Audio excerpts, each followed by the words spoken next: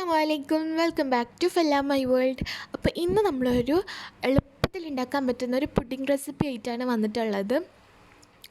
Coffee അതുപോലെ തന്നെ chocolate Oreo biscuit ഉപയോഗിച്ചിട്ട് എങ്ങനെയാണ് ഇങ്ങനെ ഒരു കിടുക്കാച്ചി പുഡിംഗ് ഉണ്ടാക്കാൻ നോക്കാം. അപ്പോൾ ഇതിന് വേണ്ടിയിട്ട് കുറഞ്ഞ ചേരുവകളെ വേണ്ടുള്ളൂ. അപ്പോൾ ഞാനിത് ഇവിടെ ഒരു സൂസ് പാൻ എടുത്തിട്ടുണ്ട്. അതിലേക്ക് 2 കപ്പ് പാൽ ഒഴിച്ച് കൊടുത്തിട്ടുണ്ട്. 250 ml 2 കപ്പ് പാലാണ് ഒഴിച്ചിട്ടുള്ളത്. ഇനി ഇതിലേക്ക് 1/4 കപ്പ് കണ്ടൻസ്ഡ് മിൽക്ക് ആഡ് ചെയ്ത് കൊടുക്കുക. എന്നിട്ട് നന്നായിട്ടൊന്ന് മിക്സാക്കി കൊടുക്കുക.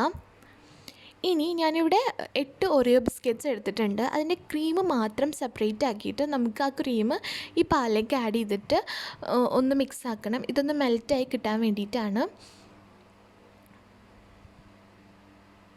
അപ്പോൾ ഇത് നന്നായിട്ട് മെൽറ്റായി വന്നിട്ടുണ്ട്. ഇനി മധുരം നോക്കിയിട്ട് ഞാനിപ്പോൾ ഇതിലേക്ക് 2 ടേബിൾ സ്പൂണ് പഞ്ചസാരയും കൂടി ആഡ് ചെയ്ത് കൊടുത്തിട്ടുണ്ട്. എന്നിട്ട് നല്ലോണം ഒന്ന് മിക്സ് ആക്കി എടുക്കാം. അപ്പോൾ ഇത് നമ്മുടെ ഇത് റെഡി ആയിട്ടുണ്ട്, പാലിൻ്റെ മിക്സ് റെഡി ആയിട്ടുണ്ട്. ഇനി ഫ്ലെയിം ഓഫ് ചെയ്യുക. ഓഫ് ചെയ്തതിന് ശേഷം ഞാനിവിടെ 5 ഗ്രാം ചൈന ഗ്രാസ് മെൽറ്റാക്കി എടുത്തതാണ്. അപ്പോൾ അത് ഇതിലേക്ക് ഒഴിച്ച് കൊടുക്കാം. നിങ്ങളിൽ ജലാറ്റിൻ ഉണ്ടെങ്കിൽ ജലാറ്റിൻ വെച്ച് ചെയ്യാം. ഇനി കോൺഫ്ലോർ ഉണ്ടെങ്കിൽ കോൺഫ്ലോർ വെച്ചിട്ടും ഈ ഒരു പുഡിങ് റെഡിയാക്കി എടുക്കാം.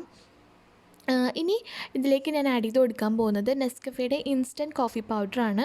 അത് 2 ടീസ്പൂൺ ആഡ് ചെയ്ത് കൊടുക്കുക. എന്നിട്ട് നല്ലോണം ഒന്ന് മിക്സാക്കി എടുക്കുക.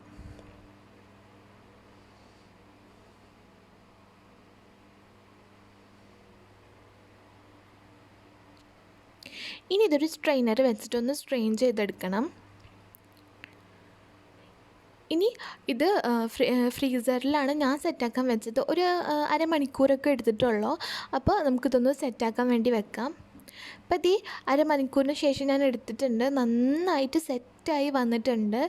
ഇനി ഞാനിത് ആ ക്രീം സെപ്പറേറ്റ് ആക്കിയിട്ട് ബിസ്ക്കറ്റ് പൊടിച്ചെടുത്തിട്ടുണ്ട്. അപ്പോൾ ആ പൊടിച്ച ബിസ്ക്കറ്റ് ഇതിൻ്റെ മേലെ ഒന്ന് സ്പ്രെഡ് ചെയ്ത് കൊടുക്കാം. അപ്പോൾ അത് നമുക്കിത് കട്ട് ചെയ്ത് നോക്കി നോക്കാം. ഇനി നല്ല സോഫ്റ്റായിട്ട് നിങ്ങൾക്ക് കാണുമ്പോൾ തന്നെ മനസ്സിലാവുന്നുണ്ടാവും, നല്ല സോഫ്റ്റായിട്ടാണ് വന്നിട്ടുള്ളത്.